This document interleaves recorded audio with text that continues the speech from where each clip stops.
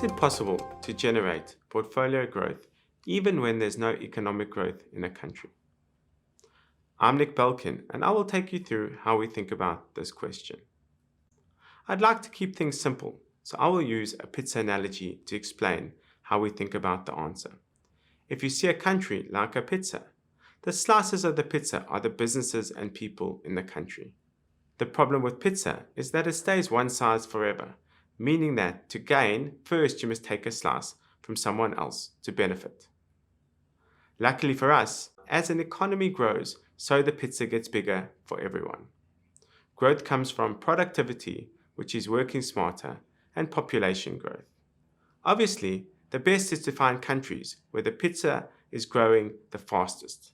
That makes your job easier. Economic growth is like a nice tailwind for any investment, but that is only one of the inputs in assessing an investment.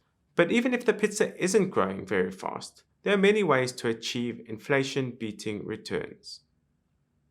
In our balance fund, although economic growth is low in South Africa and the debt burden is becoming a real long-term problem, we can own bonds with less than 5 years duration.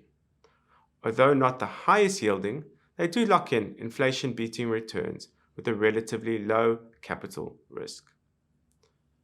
On the equity side, we need to find companies that have long runways, that are able to expand into an unmet need or can take market share, owning more of the pie, as the Americans would say.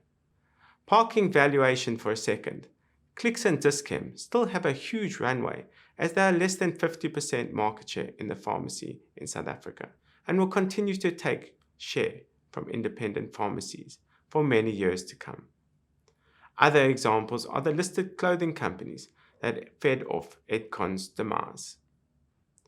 Another was to find companies that are priced for the slow growth environment. South African banks at the start of the year were trading at book value and yielded over 8%. That didn't need a strong economic growth to provide a very solid return for our portfolios.